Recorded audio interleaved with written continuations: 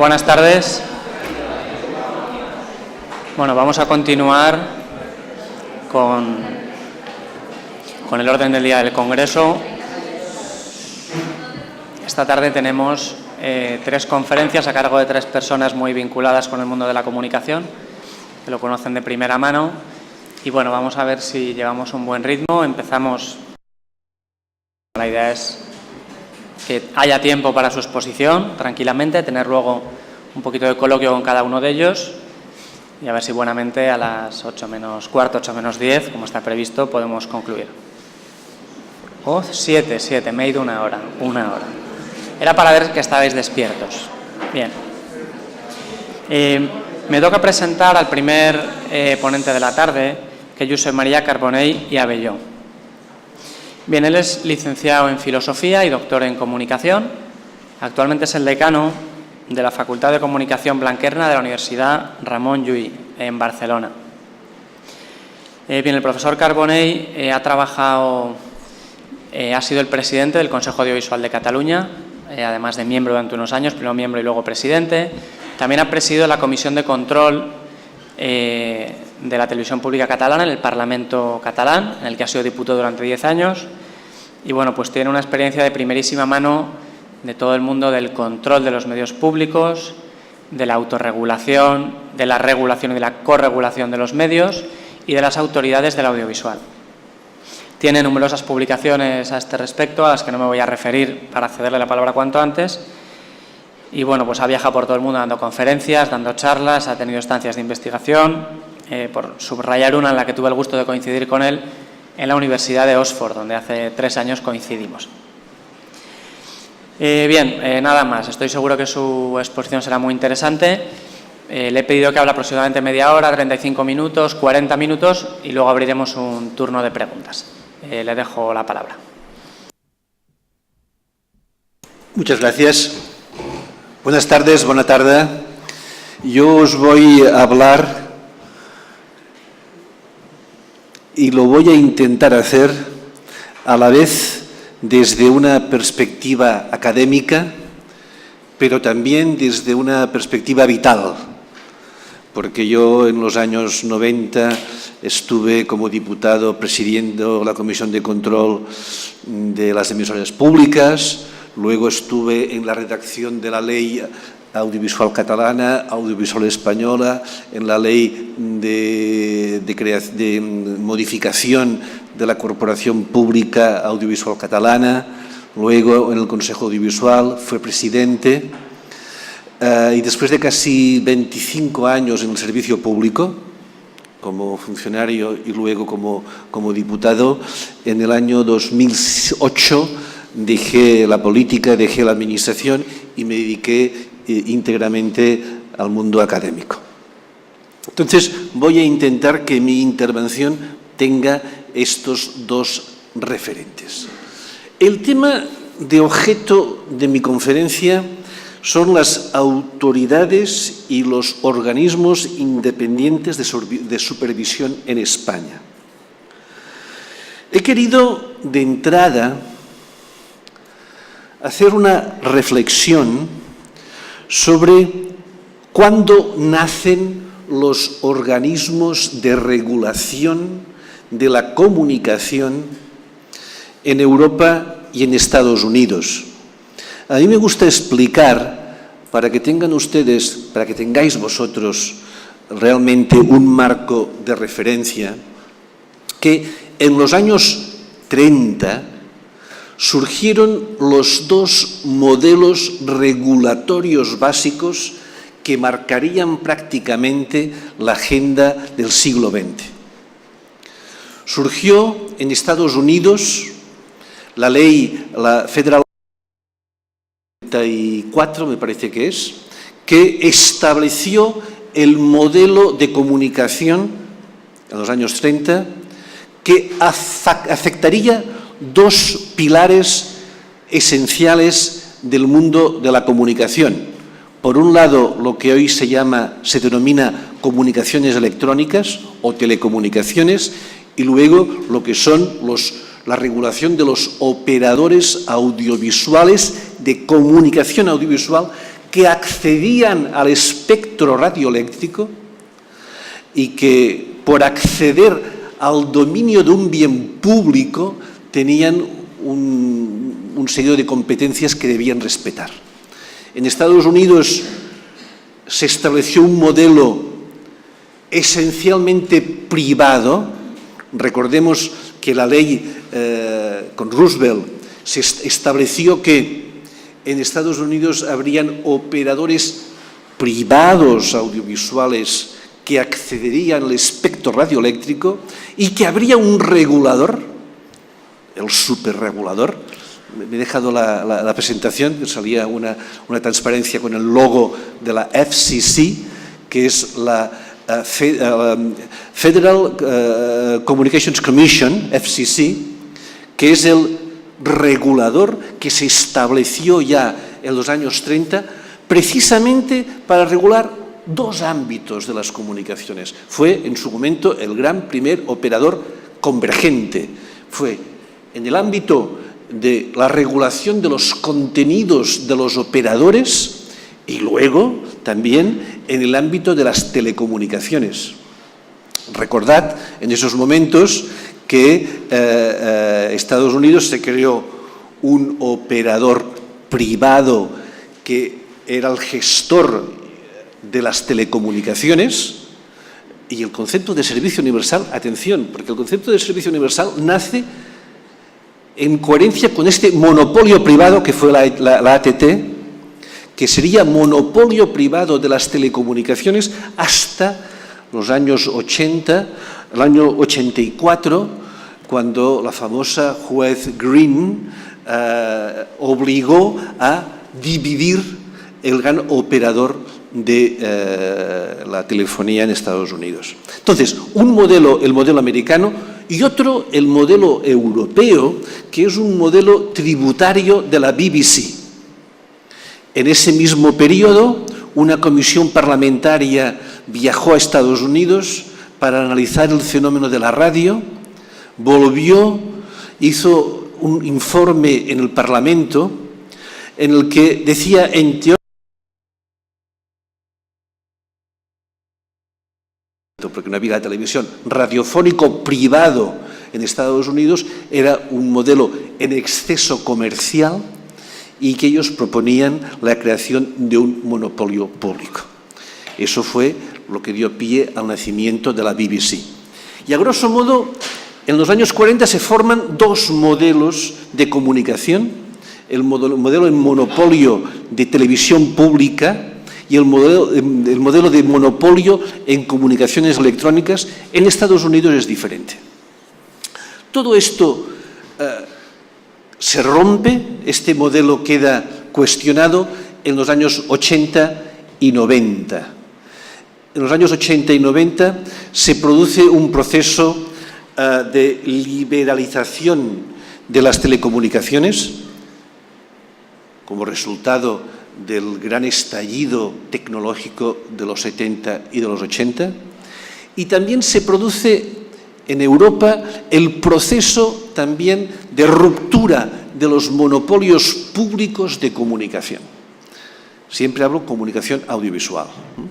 Recordemos que en Italia, es cierto, habían televisiones locales privadas a principios de los 80, que en Gran Bretaña hubo ya en los 70 un operador privado audiovisual, la ITV, pero que era un operador que tenía unas obligaciones de servicio público muy importantes, pero es en los 80 cuando la comunicación audiovisual entra en una revisión de su modelo y empieza ya un progresivo proceso de liberalización.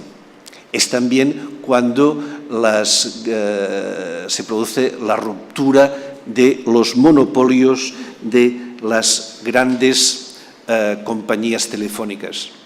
Recordemos un principio, y esto tiene más que ver con las comunicaciones electrónicas, que se consolidó en los 80 y en los 90, que afirmaba el Estado no puede ser el propietario y a la vez el regulador. Esto fue especialmente importante en las comunicaciones electrónicas porque marcó la ruptura del Estado como titular del monopolio de las compañías telefónicas, pero progresivamente esto también se fue aplicando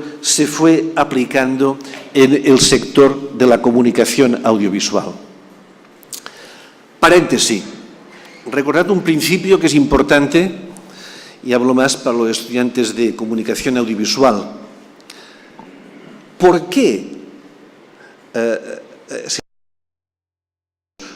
qué se estableció en Estados Unidos que habría unas obligaciones de los operadores privados? Recordad, porque esto está en la base de la regulación en la comunicación audiovisual. Esencialmente, la razón de esta regulación se puede resumir en dos pilares. Primero, porque la comunicación audiovisual, radio y televisión, hasta hace 20 años, utilizaba un bien escaso que es el espectro radioeléctrico, que era un bien al que no todos podían tener acceso. Y esta es una gran diferencia con la prensa. Y, por tanto, la administración incidía, regulaba y permitía unas licencias o concesiones para utilizar este espectro.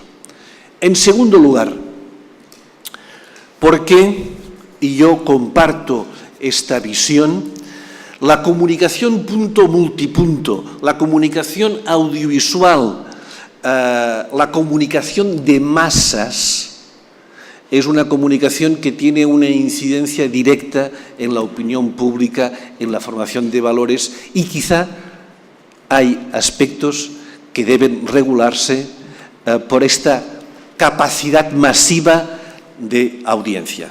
Estos dos pilares fueron los que estuvieron en la base del modelo americano y del modelo europeo. Pero cuando el bien escaso, que es el espectro radioeléctrico, desaparece, con la digitalización, con las plataformas satelitales, con el cable, ahora evidentemente con Internet, este principio que regulaba la regulación administrativa ha prácticamente desaparecido. Hoy sabéis, en TDT hay 45 canales en abierto, un porcentaje, hoy lo comentábamos con Tarot, hay demasiados canales por los pocos contenidos que produce el sector audiovisual. Por tanto, el bien escaso ya no es razón. La segunda motivación es una comunicación como la audiovisual, por su lenguaje, por su capacidad de incidencia en la esfera pública, por su acceso en muchos ámbitos de la sociedad, ¿tiene sentido que se regule? Esta es la segunda motivación. La tercera, en el ámbito europeo, y fue la que supuso en los años 80, 90 y 2000 las diferentes leyes audiovisuales europeas, atención, que fue la que afirmaba que en un mercado como el europeo ha de existir unas regulaciones que sean compatibles en el espacio europeo. Y esta fue una regulación que se iría estableciendo progresivamente en Europa, desde la Directiva de Televisión sin Fronteras hasta la actual Directiva de Servicios Audiovisuales, que el Gobierno de España la concretó con la Ley General Audiovisual. Por tanto, recordad bien estos tres pilares que van a marcar profundamente la regulación en el ámbito de la comunicación audiovisual. Espectro, incidencia de la comunicación audiovisual en la esfera pública, tercera, regulación del mercado y de otros aspectos. En los años 80 y 90, cuando empezó a romperse el monopolio de la comunicación audiovisual que detentaban los organismos estatales, por ejemplo en España Radio Televisión Española, y empezó la liberalización en el sector, es cuando aparecen los organismos de regulación audiovisual. Aparecen al mismo tiempo que aparecen los operadores privados. Fijaros que quizá el primer regulador de contenidos, y parece que después hablarás del CSA, es de hecho la Haute Autorité de la Regulación Audiovisual, predecesor del CSA francés, que aparece en los 80, precisamente cuando se produce ya un proceso de privatización y a la vez, atención con esto, un interés de amplios sectores de la población francesa, de los partidos, de la oposición, de que la televisión pública francesa no fuera una televisión del gobierno francés, sino que fuera una televisión que fuera la expresión del pluralismo, la expresión que incorporara las diversas voces, actores políticos y que cumpliera con unas misiones de servicio público. Por esto nació el CSA francés, la Haute Autorité, para cumplir dos objetivos: velar por el cumplimiento de los operadores privados de sus misiones de servicio público y, en segundo lugar, para asegurar que los operadores públicos fueran operadores al servicio de los ciudadanos, del conjunto del pueblo y no al servicio del gobierno. El CSA marcó, en cierta manera, el modelo a seguir de las autoridades de regulación en Europa. En Estados Unidos, la FCC, en los años 80, vivió un proceso diferente. Es muy curioso. Como en Estados Unidos prácticamente no hay operadores públicos audiovisuales, hay la PBS, pero son televisiones públicas muy pequeñas y normalmente pagadas por el público. Es muy curioso. Yo os invito a estudiar la PBS, las PBS americanas, y prácticamente el 93% de la audiencia está en manos de operadores privados. La FCC durante muchos años aplicó un criterio que era el criterio de la doctrina de la Fairness Doctrine, es decir, la doctrina de la equidad, y imponía a los operadores privados unos criterios de equidad en sus contenidos informativos. Y esto fue desde los 50-60 hasta prácticamente Reagan, por tanto, inicios de los 80. Este principio de la fairness fue de obligado cumplimiento para los operadores privados americanos. Se modificó a mediados de los 80 con la nueva regulación americana. En Europa, el criterio de la mayoría de los gobiernos más consolidados democráticamente en Europa fue, por un lado, asegurar que las corporaciones públicas serían unas corporaciones audiovisuales que asegurarían lo que se llama técnicamente el pluralismo interno. ¿Lo habéis trabajado estos días, el concepto de pluralismo interno? Para no repetir. ¿No os suena para nada? Pues voy a insistir.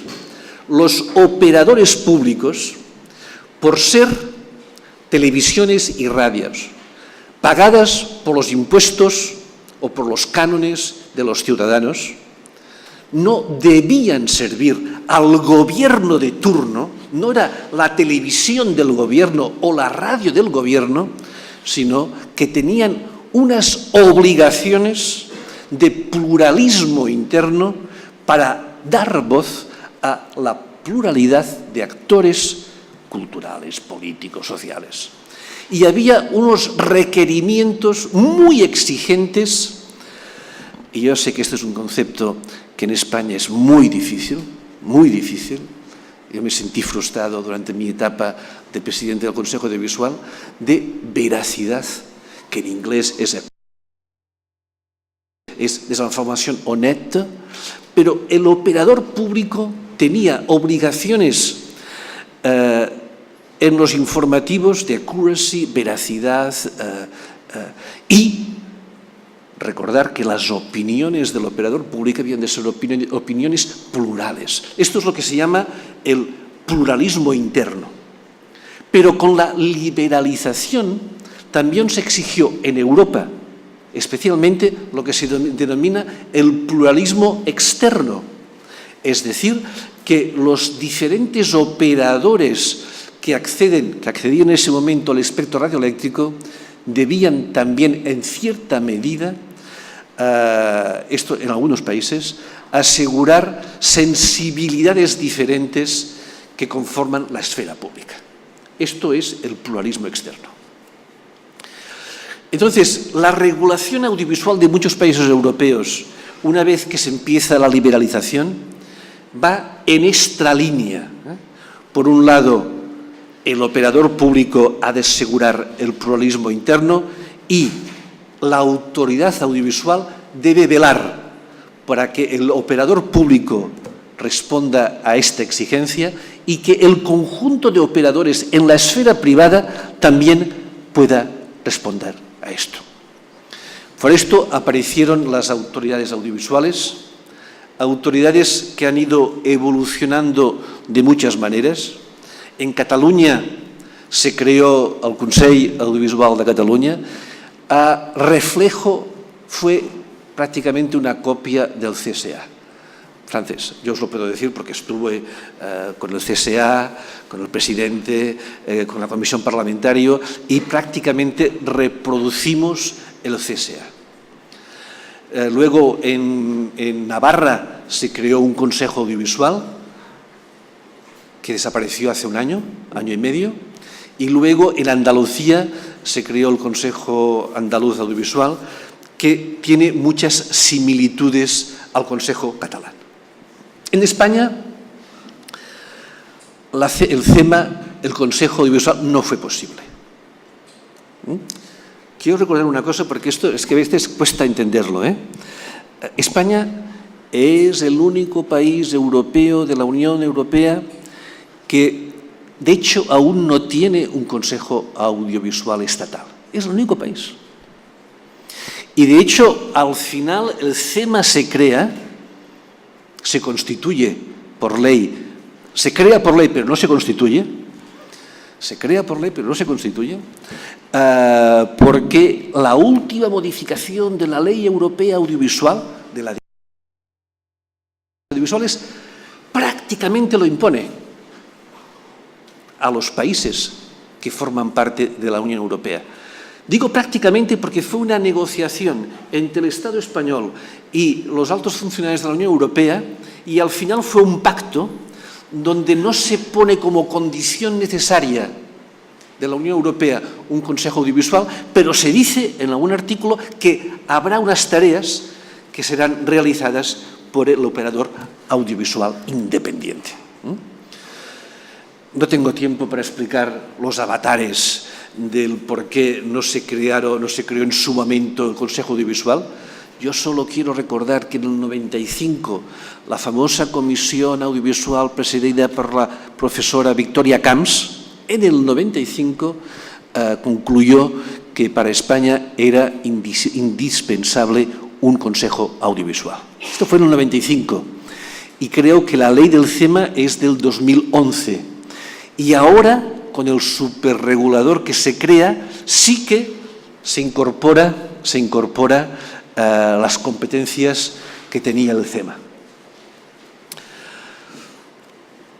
Os he hablado de las autoridades independientes de regulación en el sector audiovisual. En todos los países de Europa hay una autoridad, unas más fuertes, como en Francia, o Bélgica, o Italia, o Alemania, que son competencias de los Land, o Gran Bretaña. Yo siempre me gusta explicar que la autoridad de regulación más potente del mundo es la Ofcom británica, y que es una autoridad que técnicamente se dice convergente, porque es una autoridad que regula como la Ashcom en Italia y ahora como el nuevo superregulador español, regula a la vez redes de comunicación electrónicas y contenidos que van por las redes, porque esto es el futuro.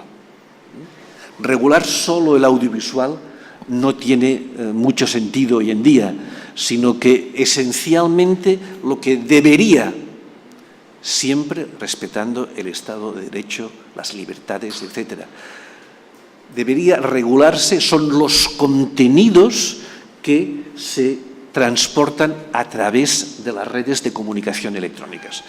Y creedme que esto está en la agenda de los grandes gobiernos, está en la regulación, en los aspectos más importantes hoy de Ofcom. Yo os sugiero que vayáis a la web de Ofcom, que veáis lo que está haciendo Ofcom, de cómo Ofcom llega a acuerdos con los operadores y con los representantes de la audiencia en los diversos sectores y establece mecanismos de corregulación que son aplicados y que son muy interesantes. Tengo poco tiempo, debería también debería también comentar las comisiones de control parlamentarias, que nacieron cuando se reformaron durante la transición el operador público. Hay una ley famosa que aparece durante la transición, que es la ley del ente público Radio Televisión Española, y que creó para su supervisión la Comisión de Control Parlamentaria. Luego, con la televisión vasca y la televisión catalana, que fueron las primeras públicas, se replicó el modelo del ente español. Francamente, desde mi experiencia, desde el seguimiento que he hecho de las comisiones parlamentarias, yo creo, y ahora quizá voy a sorprender a alguien, yo creo que no tiene mucho sentido si existe una autoridad independiente de regulación audiovisual. Prácticamente no existen en Europa. Prácticamente. Hay comisiones audiovisuales, hay comisiones de cultura y audiovisual en la mayoría de parlamentos, pero no hay comisiones de control del operador público. Quien supervisa al operador público, quien asegura que el operador público cumpla con sus misiones, son las autoridades independientes de regulación. Esta es mi opinión muy personal. Desde la experiencia, creo que no tiene mucho sentido. Ahora bien, sí que tiene mucho sentido y es muy difícil la existencia de autoridades independientes de regulación. ¿Y por qué es muy difícil? Ya entro en mi última parte de la conferencia.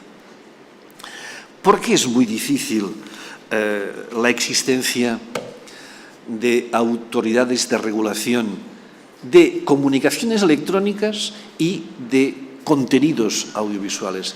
Es muy difícil precisamente porque se habla de que han de ser autoridades independientes. Y esto, francamente, no es nada fácil. Y también os lo puedo explicar desde mi experiencia. Y en España no hay cultura de autoridades independientes. En Francia costó mucho pero durante muchos años, no todos, hubo una cierta... el CSA fue una autoridad independiente. La Ofcom británica es una autoridad independiente, como lo es también la BBC. Recordad que la BBC es un ente con una organización muy particular que cobra sus licencias. Cada familia británica ha de pagar una licencia y cobra sus licencias, de manera que tiene unas condiciones para poder trabajar desde la independencia y respetando lo que antes os comentaba del pluralismo interno. En España no hay cultura de estas autoridades independientes. Para mí este es el reto, el principal reto del futuro. Luego os comentarán, que yo no entraré porque no tengo tiempo, pero para mí este es el reto primero. ¿Tendrá capacidad de ser independiente? Y cuando hablo de independencia de dos factores. En primer lugar, independiente del gobierno, de los poderes administrativos y de los partidos. Y es muy difícil. Pero también independiente de las grandes corporaciones. Pensad ahora, en España tenemos dos grandes corporaciones audiovisuales, a pesar de que tenemos 40 canales. Una es A3 Media y otra Mediaset. Entre paréntesis, curioso, la mayoría capital italiano. Esto es un tema para estudio, os animo para una tesis doctoral. ¿Qué hace el capital italiano en las compañías mediáticas en España? Es un tema muy interesante. Pero estos dos gran grupos son los que tienen unas cuotas que dominan la publicidad, 12, 13 canales de TDT, 4 multiplex.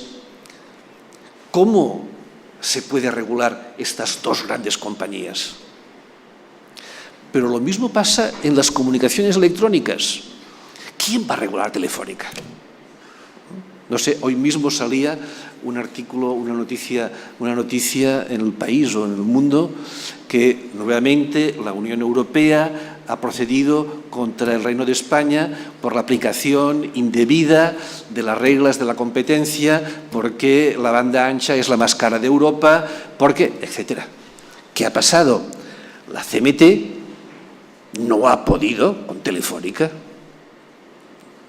Yo os lo digo conociendo un poco la verdad, porque la Telefónica, 250.000 trabajadores en el mundo, principal corporación en comunicaciones electrónicas, tiene un poder muy grande. Entonces, cuando se habla de autoridad independiente, es autoridad independiente del poder público de los gobiernos, pero también de las empresas. Segundo problema para poder tener autoridades independientes, la profesionalidad de los consejeros, su capacitación y del personal.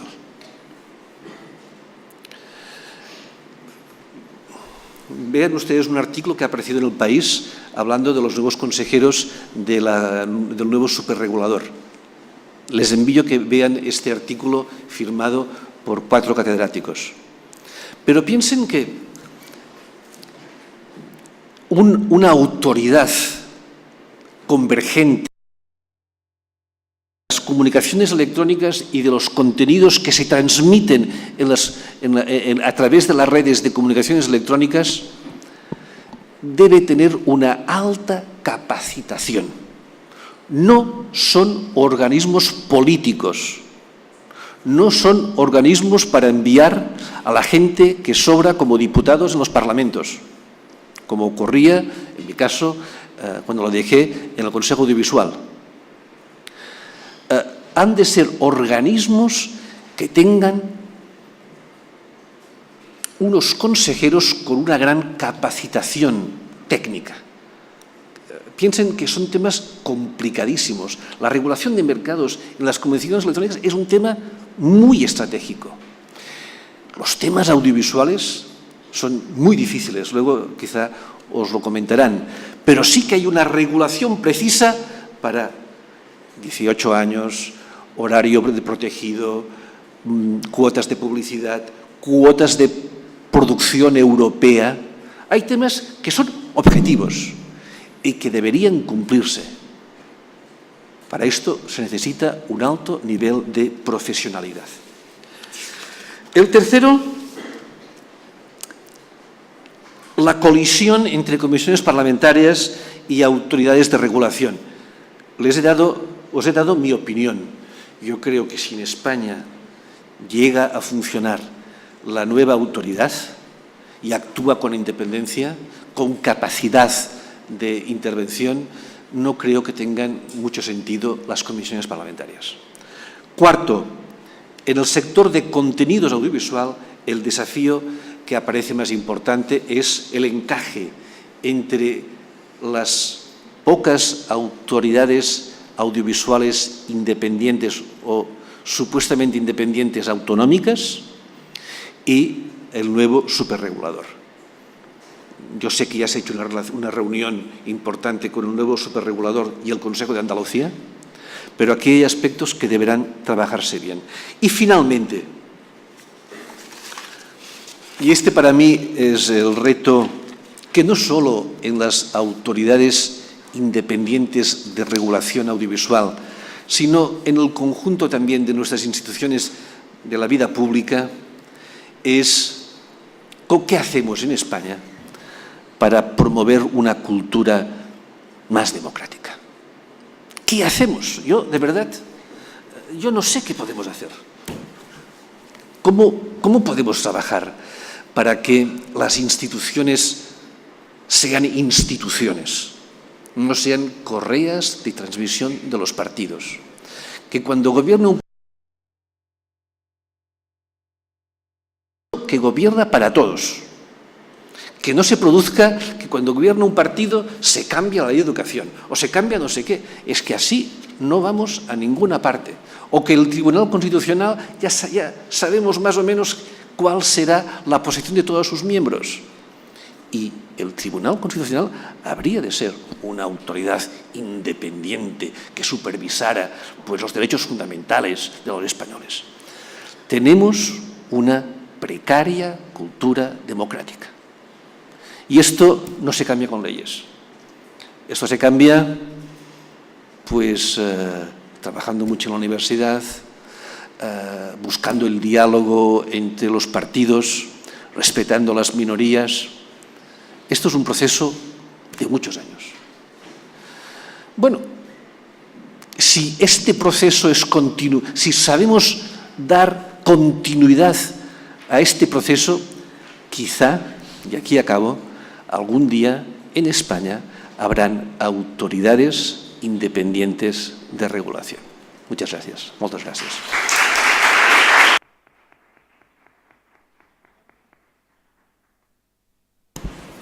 Muy bien, bueno, muchas gracias, Josep María, por la exposición, que además ha terminado de un modo invitando a la reflexión sobre cómo construir una cultura democrática. Abrimos ahora un turno de preguntas para comentar cualquier cuestión que os haya suscitado la intervención. Voy a empezar yo con una pregunta, teniendo en cuenta la hora de la tarde que es, la gente le costará animarse un poco más. A la hora el Partido Popular, cuando ha decidido no crear el Consejo Estatal de Medios Audiovisuales, ha argumentado en dos direcciones, pero una de ellas es el tema del coste económico. Dice, no estamos ahora, sino estamos en una línea de recortes para eliminar autoridades, ¿no? Y este ha sido el mismo argumento al que han acudido en Navarra, el Consejo Audiovisual de Navarra. Bueno, después de las elecciones que hubo allí, la nueva presidenta dijo que había llegado un momento de austeridad, que había que acabar con oficinas y autoridades administrativas sobrantes, y enseguida apuntó al COAN y acabó con él esgrimiendo motivos económicos. Quería preguntarte si crees que son argumentos sinceros o en el fondo ocultan alguna otra intención. Mira, esta es una pregunta que yo creo que tiene una respuesta automática. Quizá hay argumentos ocultos, Pero déjame decirte dos cosas. La primera, yo estoy por un regulador convergente. Es decir, si nos hubiésemos ido hacia un regulador como la Ofcom, como ASCOM en Italia, de regulación de comunicaciones electrónicas y de regulación de contenidos, yo hubiera estado muy de acuerdo. Ahora, con un superregulador que regula contenidos, energía, asuntos ferroviarios, postal, mercado de la competencia, yo creo, y no me digan en català, tant de bo, ojalá me equivoque, ojalá me equivoque, pero este regulador superregulador nace con muchas dificultades, muchas dificultades. Y no creo que tenga las condiciones, pero no quiero avanzarme, las condiciones para poder incidir en el ámbito audiovisual. Tant de bo me equivoque. En segundo lugar, el tema de la austeridad y la comunicación audiovisual. Porque este argumento no solo ha servido para reducir o amputar el Consejo. En Cataluña también el Consejo Audiovisual Catalán se ha reducido su presupuesto en un 40%, sino que también se ha utilizado para desmontar las televisiones públicas. Miremos cómo las televisiones públicas han ido reduciendo personal, presupuestos, bajo la excusa de que en un sistema donde hay operadores privados, ¿qué razón tiene sentido un operador público? Pues yo les contestaré que un operador público tiene sentido si es y sirve a la ciudadanía. Si sirve al gobierno de turno, no tiene ningún sentido. Y aquí estamos. Y esta es un poco una pelea importante, una pelea de cultura democrática. Porque si yo, personalmente, con mis impuestos, se financia una televisión pública estatal o autonómica, quiero que esto se refleje, que no sea solo una televisión gubernamental o, como se dice en un lenguaje más elegante, una televisión institucional. No. Piensen que aquí hay un cambio, que no sé si ustedes trabajarán, que yo he trabajado un poco durante estos 2 días, que es el concepto de televisión pública cívica.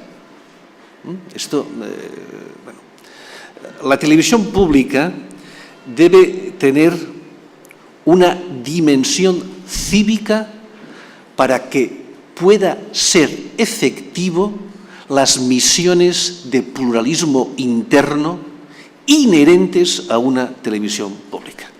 Ahora bien, si esta televisión pública es una televisión que no cumple estos preceptos de pluralismo, es una televisión que hace una televisión comercial, que no ayude al desarrollo de un tejido audiovisual, no tiene sentido.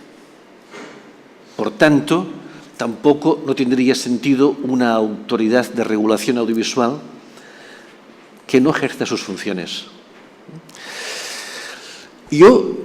Mi opinión es que la calidad democrática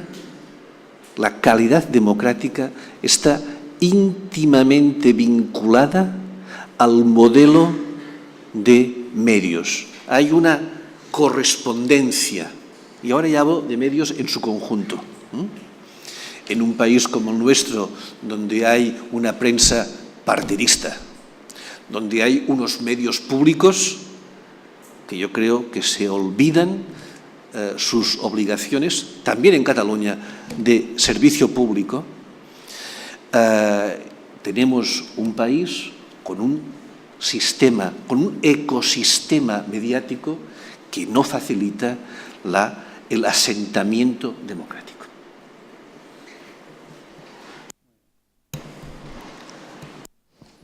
Sí. Sí, sobre el tema de las autoridades independientes en sí mismas. Yo aprovecho para transmitirle dudas que creo que son habituales desde la gente que nos dedicamos al derecho. La primera, cosas verdaderamente importantes las tiene que regular, organizar, normar una autoridad que de verdad sea independiente. Es decir, desde una perspectiva jurídica aceptamos que sean autoridades llamadas independientes porque sabemos que no lo son. Si lo fueran de verdad, probablemente nos inquietarían mucho, porque si son de verdad independientes, ¿con qué legitimidad están regulando todas estas cuestiones? Si es una supuesta legitimidad derivada del conocimiento técnico y profesional, a lo mejor entonces habría que elegirlas de otra forma, haciendo un examen, por ejemplo, a sus miembros. O las decisiones se adoptan a partir de el que efectivamente se tienen unos conocimientos, o se adoptan porque uno tiene una legitimidad de otro tipo. Ya digo, esto es una cosa que desde el derecho no hemos resuelto muy bien, o lo hemos resuelto decidiendo que las llamamos independientes, pero garantizándonos que no lo sean de verdad. Porque es que si lo fueran de verdad, tendríamos un problema constitucional incluso. Porque el artículo 97 de la Constitución dice que las funciones ejecutivas las tiene que hacer el Gobierno, que es quien tiene legitimidad democrática. Esta es la primera pregunta. Si desde otros sectores este problema se ve o se percibe. Y la segunda es, bueno, hay tres. La segunda es si justamente en materia de control de contenidos este problema no es más grave. O sea, yo aún como ciudadano quizás pueda entender que me digan, no sé, que en materias altamente relacionadas con la tecnología, la ciencia y saberes que tienen una cierta base empírica, pues que se confíen expertos. Pero para determinar si un contenido es más admisible o menos, a lo mejor casi prefiero que sean mis representantes políticos quienes tengan la última palabra y no un grupo de sabios. Ese grupo de sabios, ¿por qué tiene que decidir mejor sobre eso que los representantes de los ciudadanos? Y la tercera cuestión, sobre el superregulador. Desde esta misma perspectiva, ¿acaso no es cada vez peor cuantas más funciones tiene ese grupito pequeño de expertos? Es decir, un grupito de expertos al que se le encomiendan funciones muy importantes sobre un ámbito pequeño, pues aún se puede justificar que es porque son expertos. Pero si ese grupito pequeño se le encomiendan funciones sobre esto, y además este sector, y además competencia, y además contenidos, eso empieza a parecerse mucho a un grupo de personas que gestionan muchos intereses públicos, vamos, un gobierno, a los que normalmente se elige por los ciudadanos. Es decir, no parece que cuanta más superregulador, más grande es ese problema en última instancia de legitimidad. Gracias. Tus preguntas son temas de fondo, que casi me obligarían a dar otra conferencia. Yo he querido explicar al inicio que las autoridades independientes de regulación se produce la liberalización y el Estado no puede ser el propietario y el regulador a la vez. Atención, que estas son directivas europeas, etcétera, etcétera, etcétera. Y esto se produce en el marco en el que se van integrando y desarrollando las economías, hay el espacio europeo, hay directivas europeas. Esto es muy claro en los mercados. En el mercado de las comunicaciones electrónicas, en el mercado de la energía, en el mercado del correo postal. Y por esto, como el Estado no puede ser propietario y regulador, nacen en parte las autoridades audiovisuales, las autoridades de regulación. ¿Y qué hacen? Crean estas autoridades independientes, insisto, independientes del Estado, que era el propietario, y también independientes de las empresas. En el ámbito de los contenidos audiovisuales, yo he llegado a la conclusión de que estas autoridades deben velar por el cumplimiento de la directiva europea en todo aquello que hace referencia a los aspectos objetivos. Una televisión objetivamente tiene un horario de protección infantil de 6 a las 11 aún, de 6 a 11, perdón, de 6 a 10. De 6 a 10. Esto se puede analizar objetivamente. Una directiva europea dice que hay unas cuotas de producción europea que deben cumplir todos los operadores audiovisuales europeos. Objetivo. Otra condición es que debe existir un porcentaje de publicidad en la televisión. Estos son temas objetivos. El CSA francés, luego lo explicará, fue un consejo que se especializó también en analizar el pluralismo y las informaciones y los contenidos de las informaciones. Esto aquí en España es imposible. Esto aquí en España es imposible. Pero esto lo hace Francia, esto lo hace Gran Bretaña. Es curioso que el país más liberal del mundo es el país que tiene el organismo de regulación más estricto, que hace también regulación de contenidos. ¿Por qué? Porque yo creo que hay una vinculación entre la calidad democrática y sus organismos que se crean para velar el cumplimiento de los derechos y que no siempre tenemos que esperar a los tribunales de justicia. Lo que hacen las autoridades de regulación audiovisual y de comunicaciones electrónicas es aplicar la ley, siempre sin perjuicio de que haya un recurso a los tribunales de justicia, para garantizarla. Y esto ocurre en los países con mayor capacidad democrática. El superregulador, veremos. A mí me cuesta ver cómo podremos regular el mercado de la energía y el mercado de las comunicaciones electrónicas. Pero veremos si es un organismo pues, que puede levantarse con las máximas condiciones de libertad. Fíjate bien, independencia, yo uso mucho esta palabra porque para intentar ver que la independencia supone una independencia de las empresas privadas, pero también de los gobiernos correspondientes. Muy bien, bueno, pues Josep María, muchas gracias. Vamos a dejar aquí la conferencia para pasar a las siguientes, que si no se nos echará el tiempo encima.